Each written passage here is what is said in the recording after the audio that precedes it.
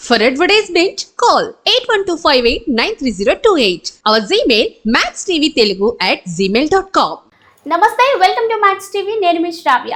ప్రస్తుతం మనతో పాటు ఉన్నారు ప్రముఖ ఆధ్యాత్మికవేత్త, ఆస్ట్రో న్యూమరాలజిస్ట్, వేదిక్ వాస్తు స్పెషలిస్ట్, శ్రీ విద్య మరియు హనుమత్ ఉపాసకులు బ్రహ్మశ్రీ డాక్టర్ శిష్ల జయశంకర్ గారు. మరి గురుగారితో మాట్లాడేద్దాం. నమస్కారం గురుగారు. ఆయుష్మతి భవ. గురుగారు, ఈ క్రోధినామ సంవత్సరంలో కన్యా రాశి వారికి ఎలా ఉండబోతుంది గురుగారు? ఈ సంవత్సరంలో కన్యా రాశి వాళ్ళ భవిష్యత్తు ఎలా ఉంది, వాళ్ళు ఏం చేయొచ్చు, ఏం చేయకూడదు, ఇత్యాది విషయాలు మనం ఈ కన్యా రాశి ఫలితాల్లో మాట్లాడుకుందాం. కన్యా రాశికి వచ్చేసరికి ఉత్తరా నక్షత్రం 2, 3, 4 పాదాలు, హస్తా నక్షత్రం 1, 2, 3, 4 పాదాలు, చిత్తా నక్షత్రం 1, 2 పాదాలు కన్యా రాశి కింద వస్తాయి. అట్లాగే ఒకవేళ మాకు పుట్టిన జన్మ నక్షత్రం తెలియదు, నామ నక్షత్రాన్ని చూసుకుంటామంటే కనుక టీ అనే అక్షరంతో పేరున్న వాళ్ళు, పి అనే అక్షరంతో పేరున్న వాళ్ళు, ఎస్ అనే అక్షరంతో పేరున్న వాళ్ళు, ఎన్ అనే అక్షరంతో పేరున్న వాళ్ళు, డి అనే అక్షరంతో పేరున్న వాళ్ళు ఈ కన్యా రాశి జాతకుల కింద మనం లెక్కేసుకోవచ్చు. సో వాళ్ళకి జాతకం తెలియదు కాబట్టి ఈ అక్షరంతో పేరుంటే నామ నక్షత్రం కింద చూసుకోవచ్చు. మీ రాశి కన్యా రాశి అవుతుంది ఈ అక్షరంతో పేరు. ఈ రాశి వాళ్ళకి ఈ సంవత్సరం అద్భుతంగా ఉంది, చాలా బాగుంటుంది. అన్ని రంగాల్లో వాళ్ళకి విజయం ఉంటుంది. వాళ్ళు ఏం పని చేసే వాళ్ళైనా సరే వాళ్ళకి ఈ సంవత్సరం జీవితంలో ఎప్పుడూ లేని విధంగా అద్భుతంగా ఉంటుంది. ఎప్పుడూ లేని సక్సెస్, ఎప్పుడూ లేని డబ్బు, ఎప్పుడూ లేని ఆనందం, ఎన్నాళ్ళుగానో వెయిట్ చేస్తున్న విజయాలు, శుభకార్యాలు, శుభ పరంపరలు వీళ్ళకి ఈ సంవత్సరంలో దక్కుతాయి. బ్రహ్మాండంగా ఉంటుంది. ఉద్యోగస్తులైనా, వ్యాపారస్తులైనా, ఆఖరికి ఇంట్లో ఉండే హౌస్ వైఫ్స్ కూడా, గృహిణులు ఉంటారు కదా, వాళ్ళకి సక్సెస్ ఎలా ఉంటుంది అంటే ఎన్నాళ్ళుగానో వాళ్ళ ఆయన నెక్లెస్ అడిగితే కొనివ్వట్లేదు, ఈ సంవత్సరం కొనిస్తాడు. ఎన్నాళ్ళుగానో వాళ్ళ ఆయన గాజులు కొనివ్వమంటే కొనివ్వట్లేదు, ఈ సంవత్సరం కొనిస్తారు. ఇలా ఈ సంవత్సరం కూడా వీళ్ళందరూ కన్యా రాశి వాళ్ళందరికీ చాలా బాగుంటుంది. అయితే ఎన్నో ఏళ్ళుగా నిలిచిపోయిన శుభకార్యాలన్నీ కూడా బ్రహ్మాండంగా జరుగుతాయి.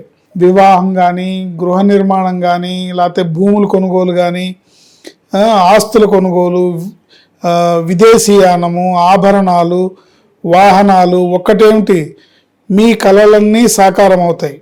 కాకపోతే ఆహార వ్యవహారాల్లో జాగ్రత్త వహించాలి.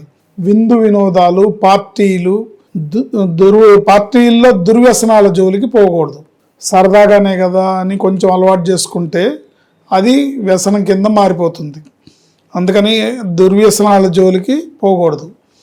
ఈ సంవత్సరం వీరికి చర్మ సంబంధమైన ఇబ్బందులు వచ్చే అవకాశం ఉంటుంది. చర్మ సంబంధమైన సమస్యలు, ఇతర అనారోగ్య సమస్యలు వచ్చే అవకాశం ఉంది, జాగ్రత్త. వీళ్ళు సంపూర్ణ గ్రహాల అనుగ్రహం, అదృష్టం పొందడానికి ఆదివారం నాడు చికెను, ఎగ్స్ తినడం అవాయిడ్ చేస్తే చాలా మంచిది.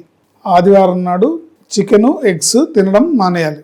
కానీ అందరూ ఆ రోజే తింటారు కదా, ఏ రోజు తినపోయినా ఆదివారం నాడు తింటారు. ముఖ్యంగా అంటే ఆదివారం నాడు ఎవరూ తినకూడదు. మన హైందవ ధర్మం ప్రకారం ఆదివారం నాడు చాలా నియమనిష్టలతో ఉండాలి. ఈ ఆదివారం నాడు సెలవు దినం అనే ఈ సాంప్రదాయం బ్రిటిష్ వారి వల్ల మనకు వచ్చింది. ఆదివారం హాలిడే కాదు, Sunday is not holiday, Sunday is very holy day. చాలా పవిత్రమైన రోజు. ఈ పవిత్రమైన రోజును నియమనిష్టలతో గడపాలి. ముఖ్యంగా ఈ కన్యా రాశి వారు ఈ సంవత్సరం అంతా కూడా ఆదివారం నాడు, శుక్రవారం నాడు నియమనిష్టలతో ఉండాలి. శుక్రవారం, ఆదివారం నాడు చేయకూడని పనులు చేయకూడదు. ఎగ్జాంపుల్కి మగవాళ్ళు ఉన్నారు, ఎప్పటి నుంచో కటింగ్ చేయించుకోవాలనుకుంటున్నారు. జనరల్గా అందరూ 90% ఆ సండే రోజు చేయించుకుంటారు. సో సండే రోజు చేయించుకోకూడదు, ఫ్రైడే రోజు చేయించుకోకూడదు. సోమవారం కానీ, బుధవారం కానీ చేసుకోవచ్చు. అలాగే ఆడవాళ్ళు ఉన్నారనుకోండి, ఇవాళ రేపు బ్యూటీ పార్లర్కి వెళ్ళడం అనేది కామన్. సో ఈ బ్యూటీ పార్లర్కి వెళ్ళే కార్యక్రమం ఏదన్నా ఉంటే, అంటే వెళ్ళడం తప్పని నేను చెప్పట్లేదు, శుక్రవారం, ఆదివారం నాడు వెళ్లకుండా ఉంటే మంచిది. ఈ రాశి వాళ్ళు ప్రత్యేకంగా శుక్రవారం నాడు, ఆదివారం నాడు వెళ్లకుండా ఉంటే మంచిది. శుక్రవారం నాడు అమ్మవారి ఆలయాన్ని సందర్శిస్తూ లక్ష్మీ అష్టోత్తరము, విష్ణు సహస్రనామ పారాయణ, అలాగే ఆదివారం నాడు లక్ష్మీనారాయణుల గుడికి కానీ, వెంకటేశ్వర స్వామి గుడికి కానీ వెళ్ళి ఆ స్వామిని దర్శించుకుంటే వీళ్ళకి వచ్చేవన్నీ కూడా, వీళ్ళకి ఈ సంవత్సరం బాగుంది, ఎప్పటి నుంచో రావాల్సిన డబ్బులు, ఎప్పటి నుంచో రావాల్సిన సక్సెస్, ఎప్పటి నుంచో రావాల్సిన సంపద, భూములు, ఇళ్ళు కొనుక్కోవడము, ఇవన్నీ కూడా ఈ సంవత్సరం జరుగుతాయి. కానీ మనం ఈ చిన్న చిన్న జాగ్రత్తలు తీసుకొని శుక్రవారం నాడు, ఆదివారం నాడు నియమనిష్టలతో లేకుండా ఉంటే అవి మళ్ళీ పోస్ట్ పోన్ అయ్యే అవకాశం ఉంటుంది. ఎందుకంటే అదృష్టం ఒక్కసారే తలుపు కొడుతుంది, దురదృష్టం తీసేదాకా కొడుతుంది. సో అదృష్టవంతులుగా ఈ సంవత్సరం కన్యారాశి వారిని చెప్పుకోవచ్చు.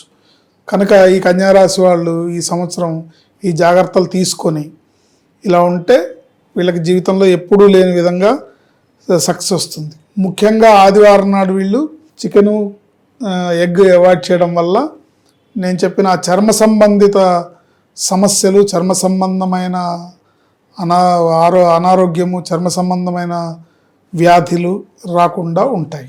శుక్రవారం నాడు సాయంత్రం పూట లక్ష్మీ అష్టోత్తరము, విష్ణు సహస్రనామ పారాయణ చేసుకోవాలి.